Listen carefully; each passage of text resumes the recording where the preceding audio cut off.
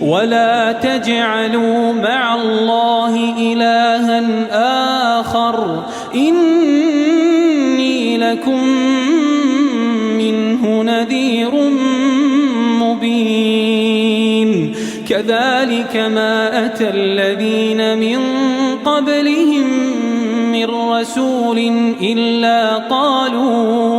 إلا قالوا ساحر أو مجنون أتواصوا به بل هم قوم طاغون فتول عنهم فما أنت بملوم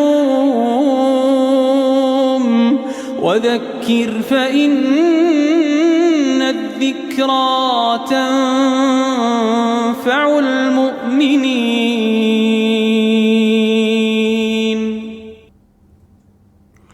إن الحمد لله نحمده ونستعينه ونستغفره ونستهديه ونعوذ بالله من شرور أنفسنا ومن سيئات أعمالنا من يهده الله فهو المهتدي ومن يضلل فلن تجد له وليا مرشدا وأشهد أن لا إله إلا الله وحده لا شريك له وأشهد أن سيدنا وحبيبنا وقدوتنا محمدا عبد الله ورسوله صلى الله عليه وعلى آله وصحابته ومن اهتدى بهديه إلى يوم الدين أما بعد.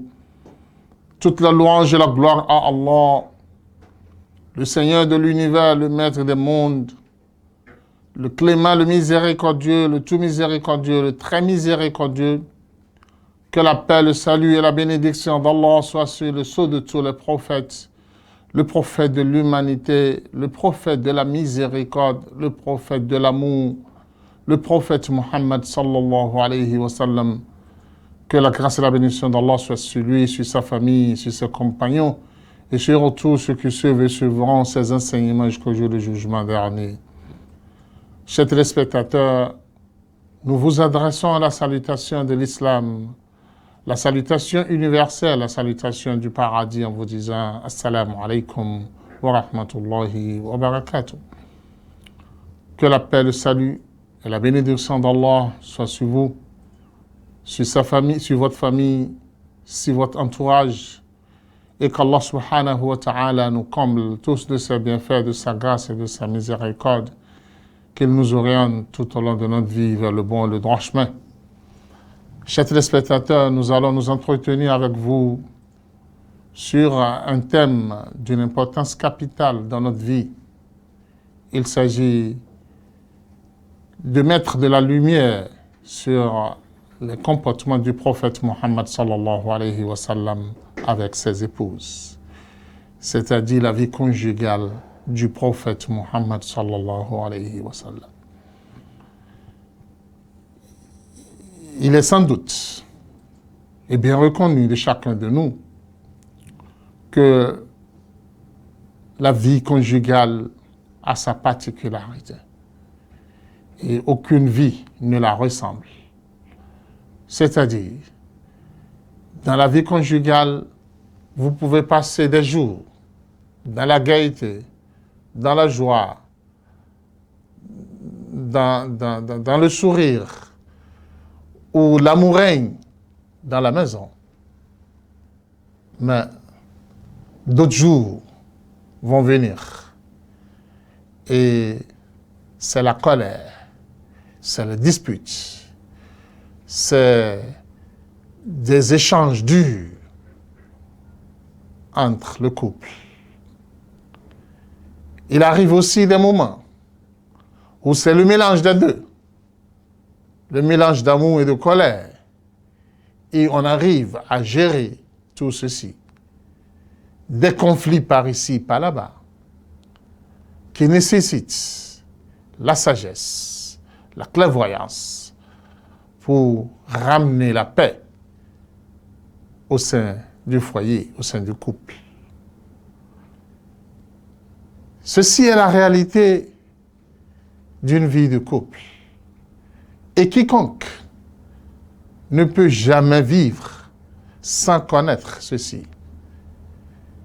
Là, on doit se poser la question, est-ce qu'il y a un homme modèle qui pourrait nous éclaircir, dont nous pouvons apprendre de lui comment vivre une vie conjugale réussie? Je pense qu'il n'y a personne qui pourrait soulever son petit doigt pour nous dire « Je suis cet homme, je suis cet époux modèle dont vous pouvez apprendre de moi comment vivre en couple. » Oui, il n'y en a pas, il n'y a qu'un seul homme qu'Allah subhanahu wa ta'ala lui-même a qualifié dans le Coran en disant « Wa innaka la'ala khuluqin azim » Ô toi Muhammad, Allah le dit, je le témoigne, je le confirme, tu es d'un caractère très élevé, tu as un comportement très haut, Allah le dit. Ce qui veut dire que le prophète Muhammad sallallahu alayhi wa sallam, en matière de comportement, il est l'exemple, l'exemplaire. Nous devons apprendre de lui. Ce qui va nous amener à aller fouiller un peu dans la vie du prophète Muhammad sallallahu alayhi wa sallam, c'est-à-dire dans sa biographie, pour voir comment est-ce qu'il a traité ses épouses, comment est-ce qu'il a su gérer sa vie conjugale. Il faut d'abord signaler que le prophète Muhammad sallallahu alayhi wa sallam est d'une grandeur inégalable. Dans quel sens? Toutes les grandes personnes dans la vie ont toujours quelque chose à cacher. Devant le public, devant les hommes, ils se présentent d'une façon. Au sein de leur famille, avec les enfants, avec les épouses, il y a beaucoup de choses qu'on ne peut pas dévoiler, qu'on qualifie souvent de top secrets dans la vie.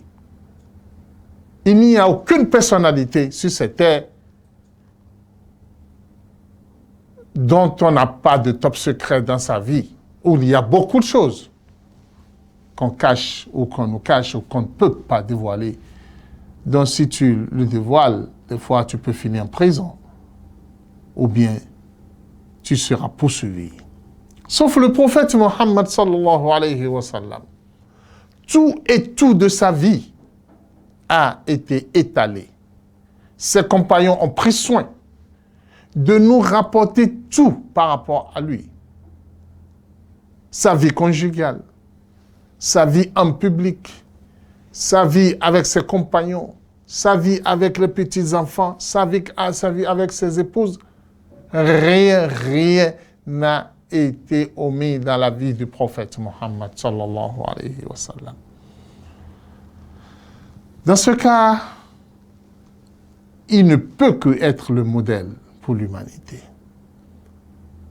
Aujourd'hui, nous allons parler de ses comportements avec ses épouses. Comment est-ce qu'il les a traités? Comment est-ce qu'il a pu gérer cette vie complexe de manière où on n'a rien à reprocher au prophète Muhammad sallallahu alayhi wa sallam dans cela. D'abord, permettez-moi d'aller avec le Coran d'abord, pour vous permettre de savoir que le prophète Muhammad sallallahu alayhi wa sallam, bien qu'il est le messager d'Allah, le bien-aimé d'Allah, l'ami intime d'Allah subhanahu wa ta'ala, il a vécu les mêmes problèmes, les mêmes difficultés dont les simples hommes sur la terre ont aussi vécu, ou bien continuent toujours à vivre. Dans la sourate Al-Ahzab, Allah subhanahu wa ta'ala nous a narré une situation particulière dans la vie du prophète Muhammad sallallahu alayhi wa sallam. Il s'agit d'un événement très spécial dans la vie du prophète. Vous savez, le prophète Muhammad sallallahu alayhi wa sallam a vécu sur cette terre une vie très simple. Il n'a pas cherché la grandeur en matière de la vie mondaine. Ses épouses nous ont narré que 2 mois, 3 mois passaient dans la maison du prophète Muhammad sallallahu alayhi wa sallam où on ne met rien au feu. On n'allume aucun feu, on ne prépare rien. Et que leur repas n'était que la date et l'eau pendant 3 mois. C'est-à-dire une vie très difficile.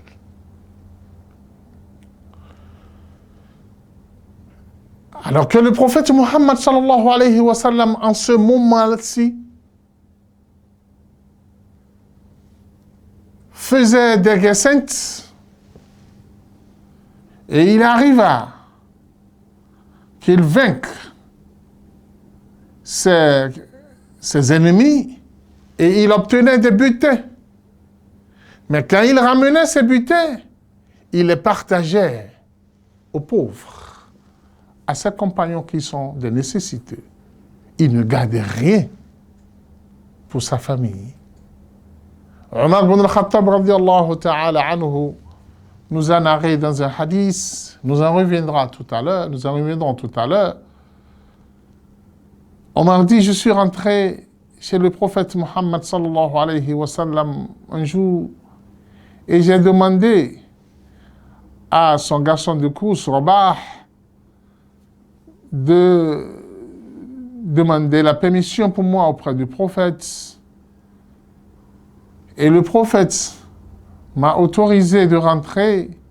Je suis rentré dans sa chambre et j'ai jeté mon regard sur le magasin, dans le magasin du prophète Muhammad sallallahu alayhi wa sallam, et je n'ai vu qu'un kilo simplement, 1 kilo de blé, simplement dans le magasin. Il n'y a rien que ça.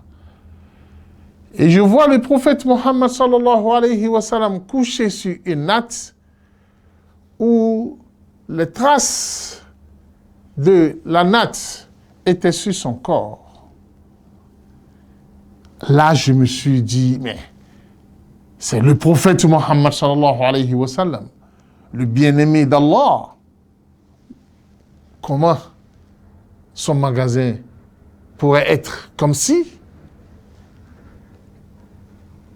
Et j'ai posé la question au prophète Muhammad sallallahu alayhi wa sallam, à savoir, le beau prophète, l'empereur de Perse, Kisra, vit dans l'aisance, les différents mets, les différents fruits.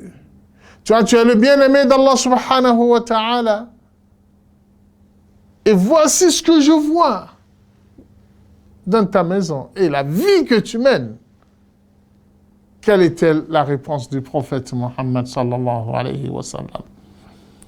Nous sommes faits pour l'au-delà. Nous ne sommes pas faits pour ici. Nous ne sommes pas à la recherche de ce bas monde. Nous sommes à la recherche de l'au-delà. Omar, si tu veux l'au-delà avec nous, rejoins-nous. Ah, Omar a dit, j'ai compris. Alors le prophète Muhammad sallallahu alayhi wa sallam n'a aucun objectif par rapport à la vie ici-bas, à part son adoration pour Allah subhanahu wa ta'ala. Ce qui se reflétait dans la vie de ses épouses, qui voyaient la vie difficile. Un jour, elles se sont tous entendues. elles ont échangé entre elles. Mais comment cela pourrait être possible? Comment pourront-on admettre ceci? Le prophète Mohammed sallallahu alayhi wa sallam, on lui apporte des butins, des milliers d'argent, des centaines de milliers d'argent. Comment? Nous, on n'a pas droit à cela. C'est ainsi que toutes ces épouses se sont entendues. S'ils rentrent chez l'une d'entre nous, que chacun réclame ses droits. Ses droits au manger, aux vêtements, qu'il augmente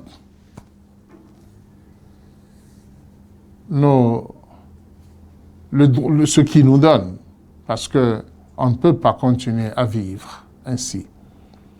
C'est ainsi que le prophète Mohammed sallallahu alayhi wa sallam rentra chez Hafsa, la fille de Omar. Elle a dit: oh Mohammed, on t'aime bien, mais la vie que nous menons chez toi est tellement difficile. Nous réclamons l'augmentation de nos droits.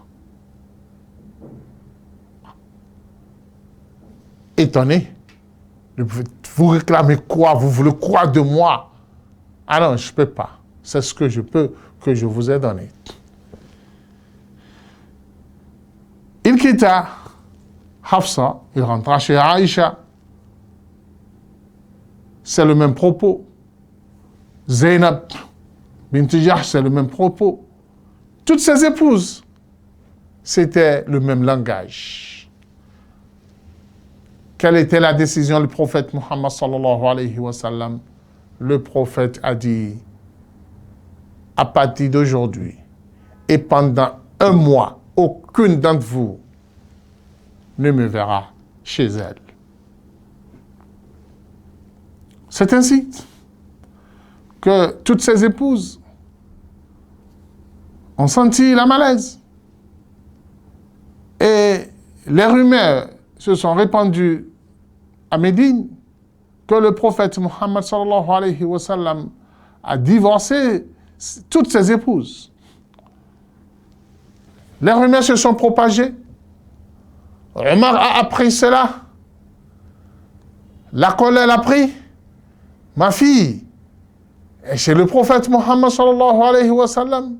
Elle sera divorcée. Ah, je n'arrive pas à supporter cela. Le prophète Omar ibn Khattab a dit: non, je ne peux pas suivre les rumeurs. Je dois aller voir le prophète Muhammad sallallahu alayhi wa sallam pour avoir la vraie version de cet événement. C'est ainsi que Omar est rentré pour aller voir le prophète Muhammad sallallahu alayhi wa sallam. Il lui a posé la question, à savoir: oh Muhammad, qu'en dis-tu? Les gens disent que tu as divorcé toutes ses épouses.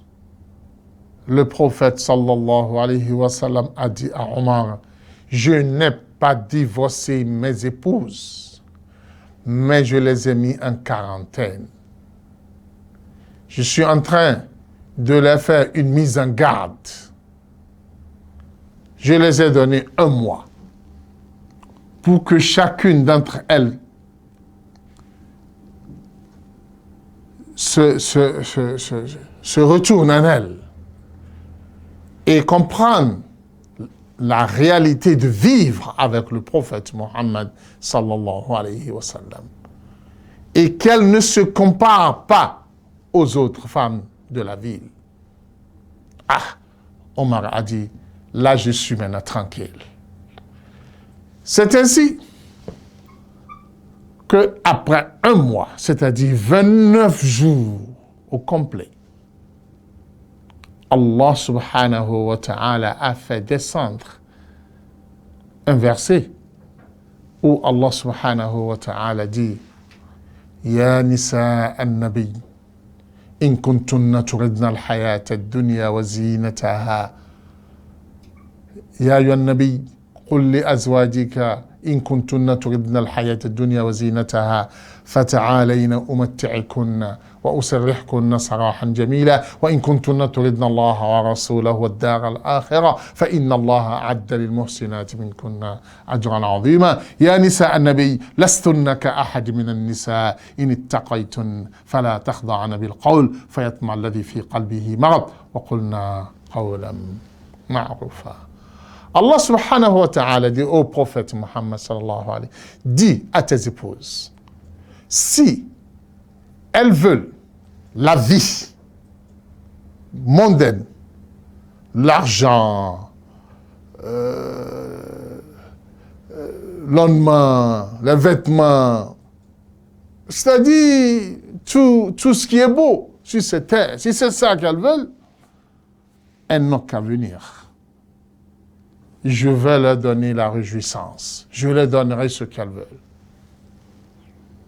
Et je les donnerai encore plus. Mais après cela, je les divorce tous. Mais s'ils veulent Allah et son messager, qu'elles sachent que Allah subhanahu wa ta'ala les a déjà réservés une récompense énorme, ici-bas et dans l'au-delà. Lorsque ces versets sont descendus, le prophète Muhammad sallallahu alayhi wa sallam a premièrement invité Aïcha, et le prophète l'a dit, Aïcha, le prophète a dit, Aïcha dit, ah, le prophète, aujourd'hui, ça fait 29 jours. Je compte les jours rigoureusement. Il ne nous reste qu'un seul jour, puisque tu as juré un mois. Le prophète a dit, aujourd'hui c'est certes 29 jours, et ce mois est 29. Alors je peux te parler aujourd'hui, parce qu'un mois a déjà écoulé.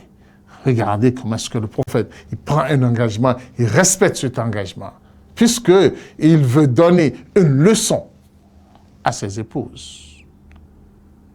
Ce n'est pas parce que j'aime mon épouse et quand elle commet des erreurs et je prends des engagements corrects qui ne sont pas contre les enseignements d'Allah du prophète Muhammad sallallahu alayhi wa sallam, je n'irai pas au bout de mon engagement et je vais commencer par dire, c'est pas amour que j'ai pour toi. Alors, elle va encore venir, elle va encore répéter, elle saura que tu n'es pas un homme d'engagement. Vous voyez, le prophète Muhammad sallallahu alayhi wa sallam, c'est quand le mois a écoulé qu'elle a invité Aïcha pour réciter pour elle ce verset.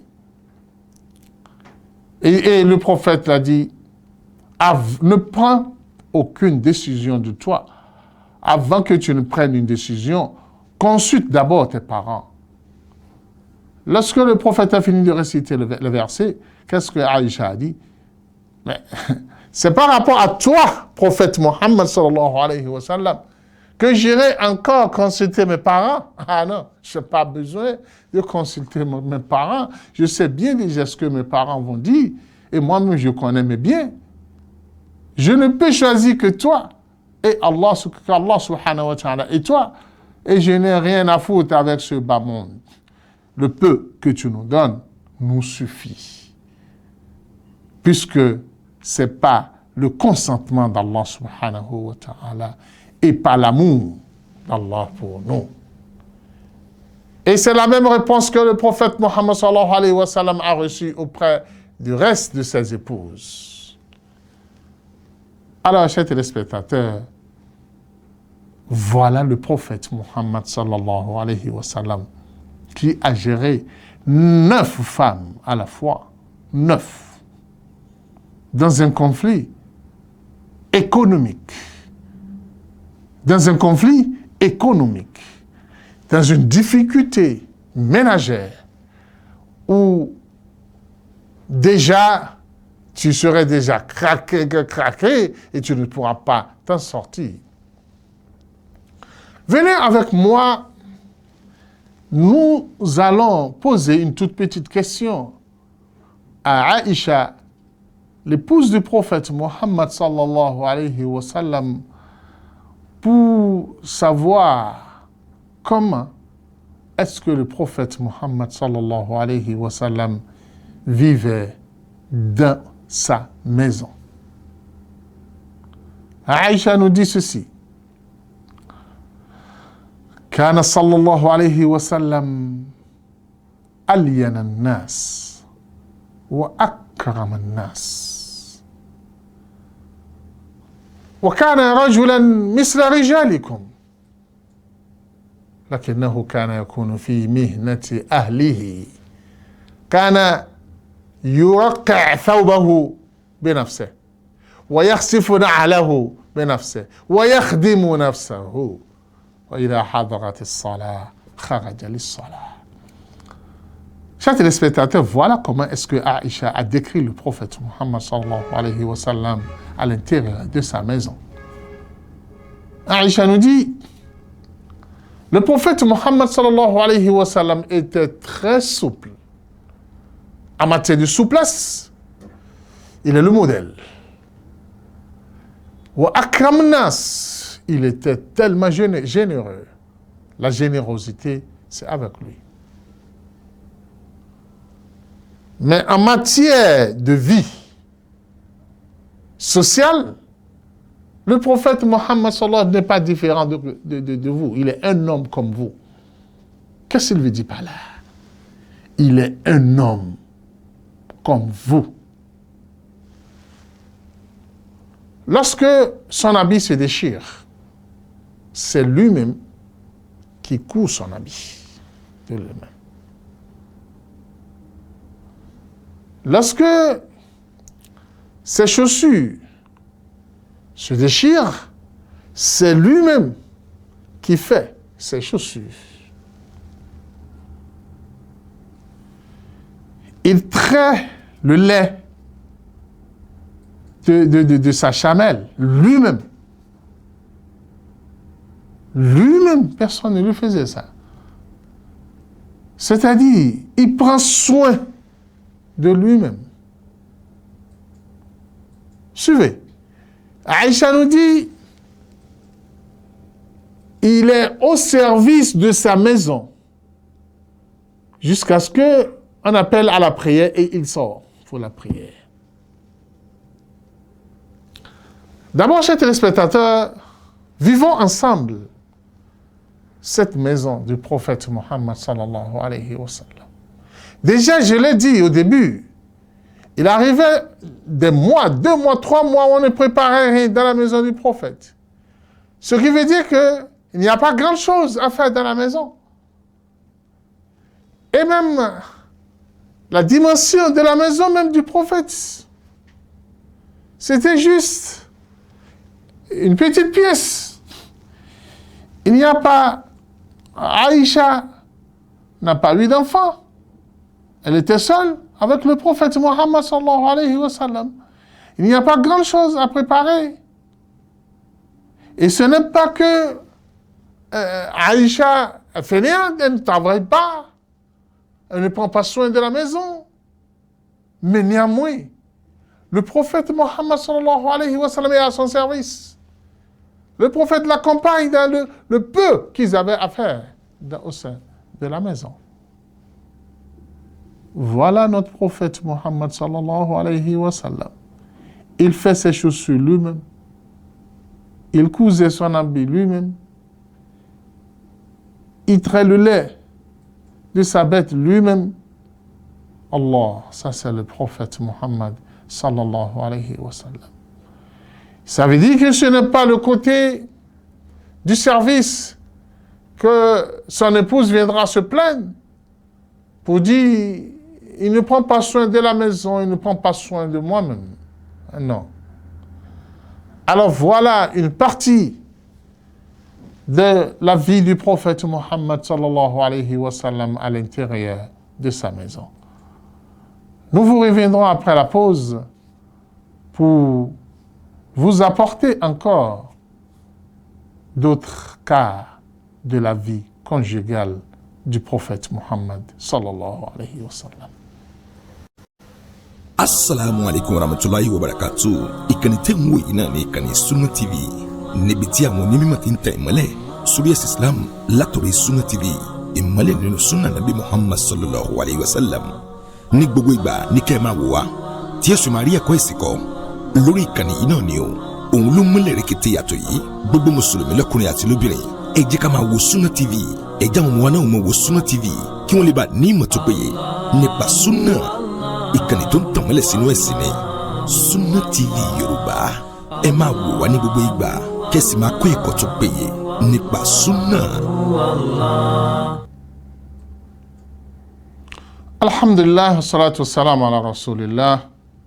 Chers téléspectateurs, merci de rester connectés à la Sunna TV, votre chaîne préférée, votre chaîne islamique qui vous apporte des enseignements sur l'islam, le prophète et les savants de l'islam. Chers téléspectateurs, nous poursuivons notre émission sur le comportement du prophète Mohammed sallallahu alayhi wa sallam envers ses épouses. Je vous apporte encore l'un des cas précis de la belle vie du prophète Mohammed sallallahu alayhi wa sallam avec ses épouses, avant d'aborder les quelques cas de conflit qui se sont produits dans la maison du prophète. Un jour, Aïcha radiallahu ta'ala anha était avec l'une des épouses du prophète Mohammed sallallahu alayhi wa sallam, en l'occurrence Sauda bint Zam'a, Sauda, la fille de Zam'a. Elle était allée rendre visite à Aïcha. C'est en ce moment-là que le prophète Mohammed sallallahu alayhi wa sallam est rentré chez Aïcha. Tous deux étaient assises, l'une à côté de l'autre. Qu'est-ce que le prophète a fait lorsqu'il est rentré en tant qu'un vrai époux? Pour prouver l'amour qu'il a pour les deux, pour prouver l'équité qu'il prône et qu'il applique entre ses épouses. Le prophète Mohammed sallallahu alayhi wa sallam n'a pas dit, puisque les deux épouses étaient assises l'une à côté de l'autre, déjà vous, les femmes polygames, comprenez, deux épouses assises l'une à côté de l'autre.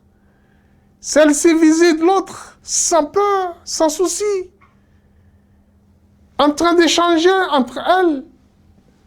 Le prophète rentre. C'est des leçons que nous devons apprendre de ses épouses, les meilleures épouses du monde, les épouses du prophète Mohammed sallallahu alayhi wa sallam. Qu'est-ce que le prophète a fait? Le prophète n'a pas dit que c'est moi le patron de celle-ci et il ira s'asseoir d'un côté et les gérer de l'autre côté. Non.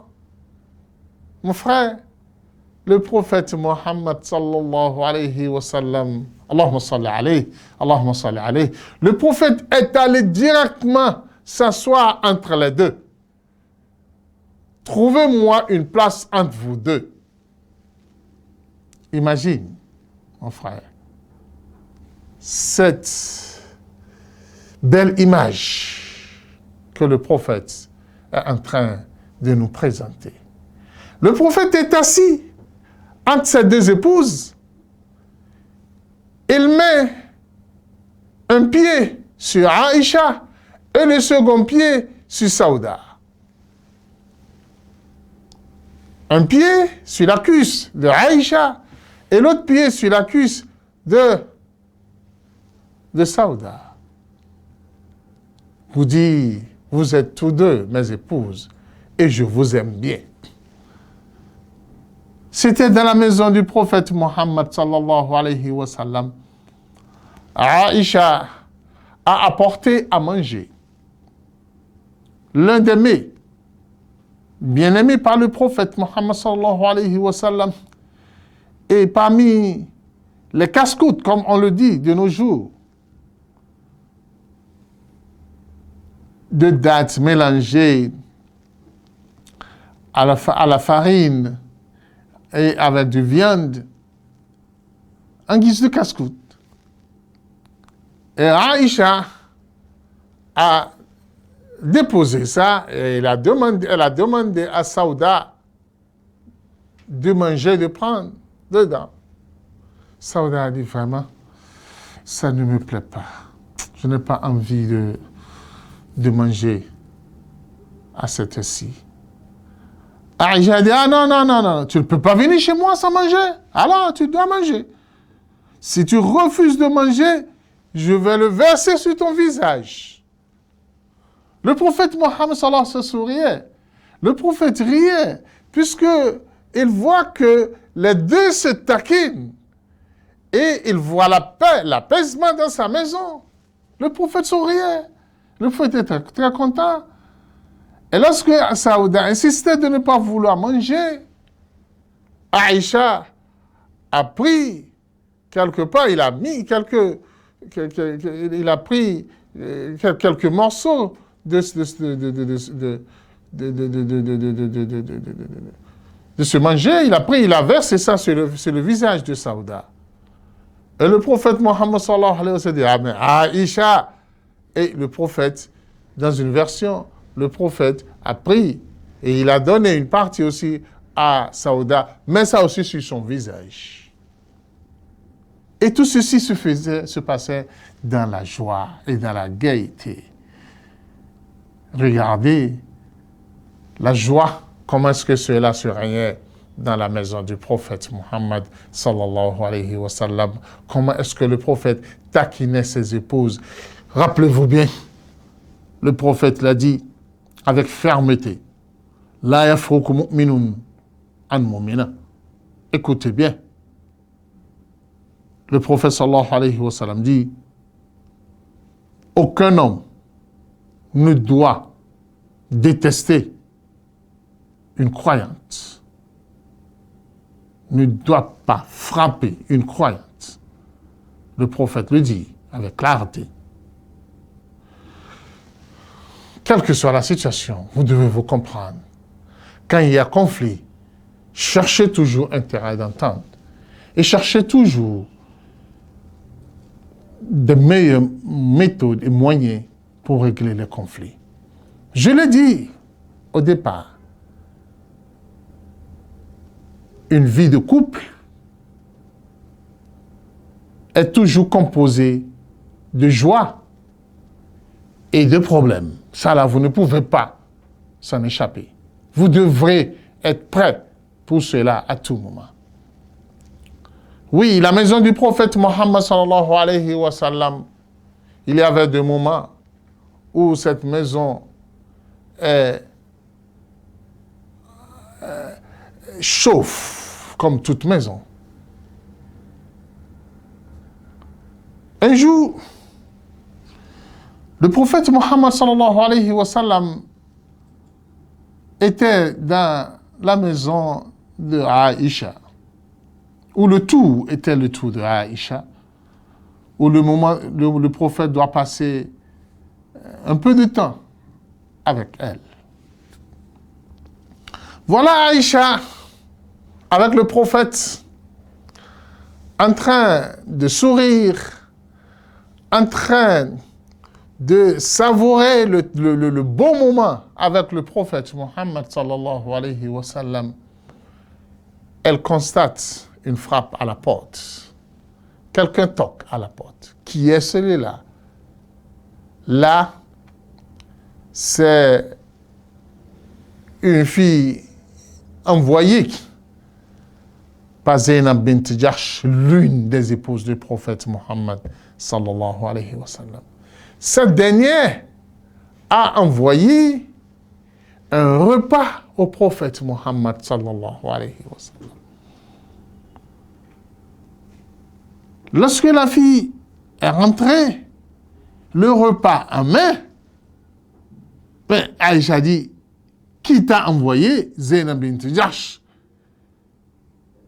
Mais elle te dit d'apporter ceci au prophète, chez moi, dans ma maison. la jalousie a emporté Aïcha. Comme toute femme, elle a eu des idées. Elle s'est posé plusieurs questions. Mais Zainab, à son tour, est-ce que c'est comme ça, moi je la perturbe à son tour? Comment pourrait-elle envoyer à manger au prophète à mes heures? Je lui ai dit que je n'ai pas préparé pour le prophète, elle ne peut pas attendre son tour. C'est ainsi que la jalousie a pris Aïcha. Elle n'a même pas hésité, elle n'a même pas regardé que le prophète sallallahu alayhi wa sallam était présent.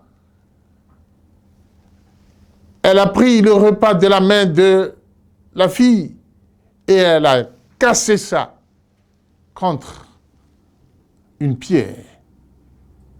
Elle a cassé le plat, elle a renversé le repas. Chers téléspectateurs, tu étais à la place du prophète, tu allais faire quoi? Ce que vous faites aujourd'hui pour vos épouses, vous le savez bien, les gifles, les insultes, et tout le quartier saura qu'est-ce qui s'est passé. L'intéressé qui a envoyé le repas saura qu'est-ce qui se passe. C'est une provocation, certes, mais comment est-ce que le prophète a géré cette provocation? Je dois vous signaler que le prophète avait 9 épouses. Ces épouses, comme toute femme, comme tout groupe de femmes, sont en 2 clans. Il y a le clan dirigé par Aïcha, qui a avec elle Hafsa, Zainab, Zainab et... comment s'appelle? Il a Hafsa, il a Zainab, il a Saouda, qui étaient tous avec Aïcha dans son clan, et Zainab bint Jahsh, qui dirige l'autre clan, et avec elle, d'autres épouses.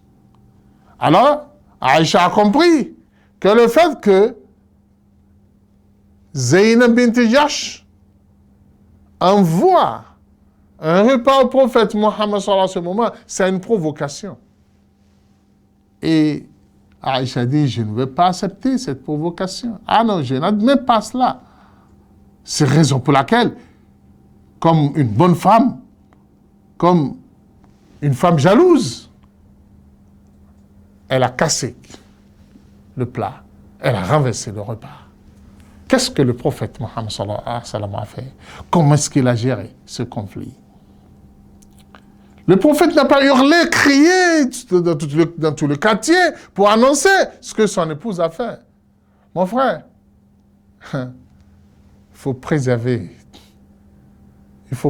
les difficultés du couple. Oui, les problèmes du couple ne doivent pas sortir. Personne n'est au courant de ce qui se passe, à part vous. Si vous criez, vous hurlez, les gens seront informés et ça va devenir une histoire où les gens vont en parler par ici, par là-bas. Qu'est-ce que le prophète a fait? Le prophète a calmé les jeux. Le prophète dit à la fille, « Gharat ummukum » Gharat ummukum. La jalousie a emporté votre maman. La jalousie a emporté votre maman. Voilà tout ce que le prophète a dit. Ma fille rentre dans la maison. Ce même plat, Aïcha aussi, a ce plat pas exactement comme ça. Fermez la porte. Et la fille allait chercher le plat. Il l'a amené. Et le prophète sallallahu alayhi wa sallam a dit, prends ce plat, ramène ça à Zainab. Et l'affaire est clos. Voilà, l'affaire est clos. La provocation n'a pas eu son effet. Le conflit qui devrait s'enflammer dans la maison est enterré, réglé, tout simplement. Sallallahu alayhi wa sallam. Sallallahu alayhi wa sallam. C'est le prophète Muhammad sallallahu alayhi wa sallam, le meilleur homme pour gérer les conflits au sein du couple. Un autre événement dans la vie du prophète Muhammad sallallahu alayhi wa sallam, pour voir comment est-ce que le prophète Muhammad sallallahu alayhi wa sallam soutient ses épouses, bien qu'il soit en conflit avec elles. Ça peut le faire. Un jour, Abu Bakr était de passage autour de la maison du prophète Muhammad sallallahu alayhi wa sallam. Et il a commencé par entendre des bruits. D'où viennent ces bruits-là?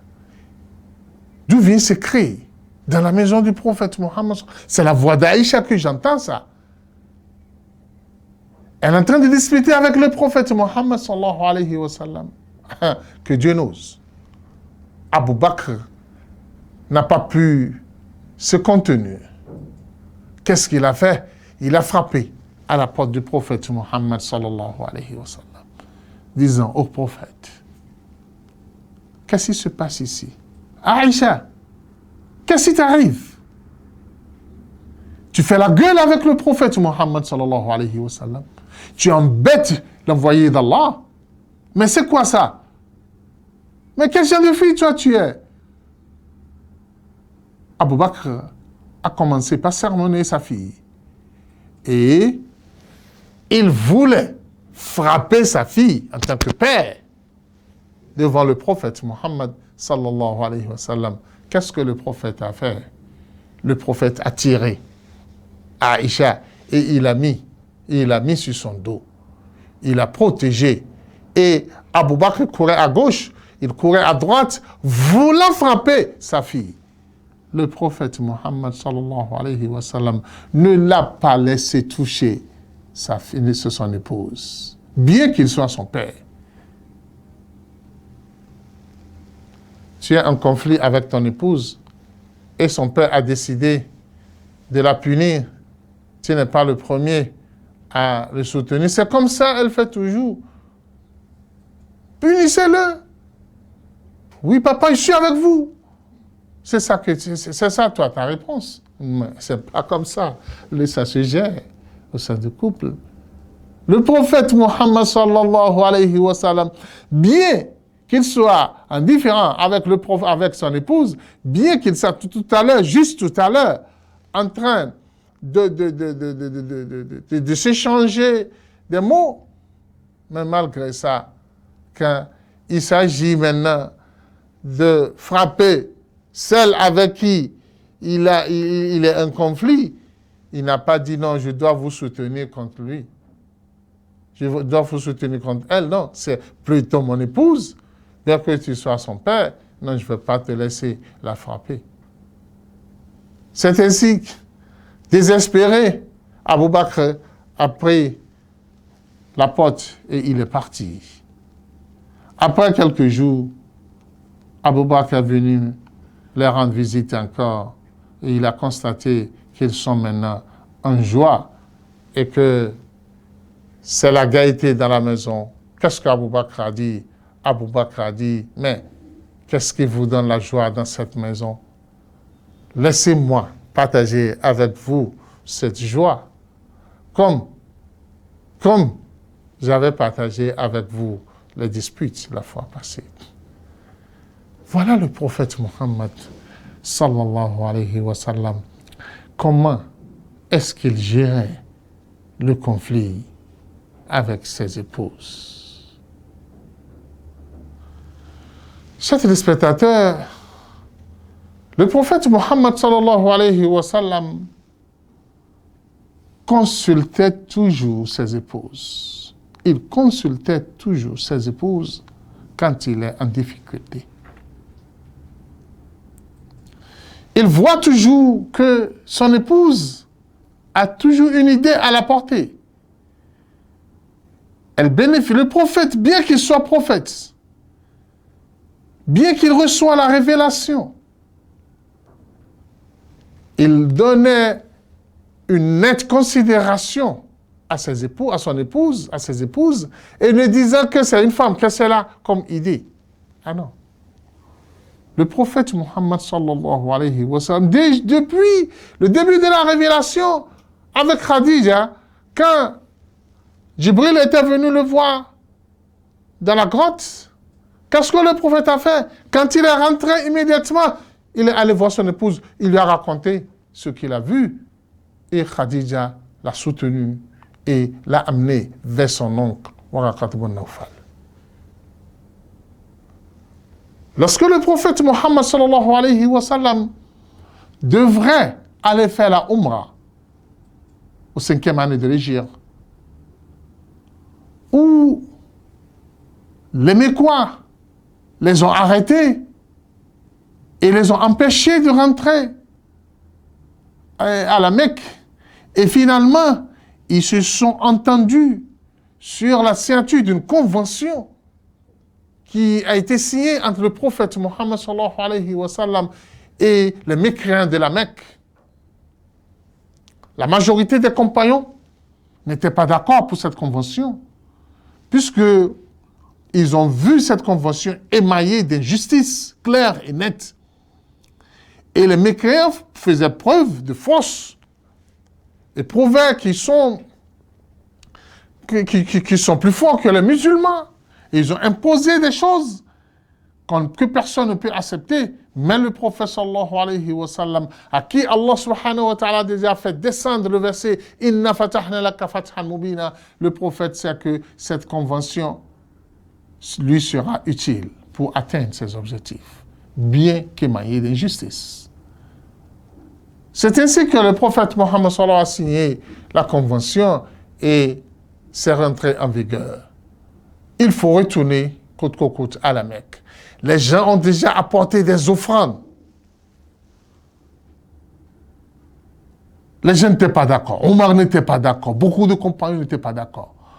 À cet instant, le prophète a dit que chacun aille, que chacun aille égorger ses bêtes et retournons à Médine. Le prophète les a donné l'ordre d'aller immoler leurs bêtes, mais personne ne voulait le faire. Ils ne sont pas d'accord.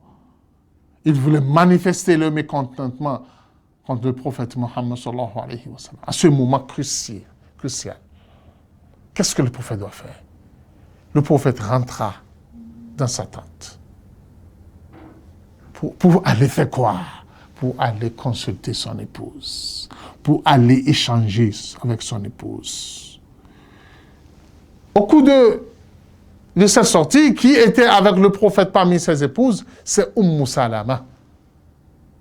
Salama, c'était elle qui était avec le prophète Mohammed sallallahu alayhi wa sallam. Elle était une femme bien expérimentée. Qu'est-ce que le prophète lui a narré la situation? Voici ce qui se passe actuellement. Quelle était la suggestion de la dame? Salama a dit au prophète Mohammed sallallahu alayhi wa sallam, je comprends ton sentiment, puisque le prophète dit, j'ai peur pour ces compagnons-là, que la colère d'Allah ne descende pas sur eux. Qu'est-ce que la dame a dit au prophète? Tu es le modèle.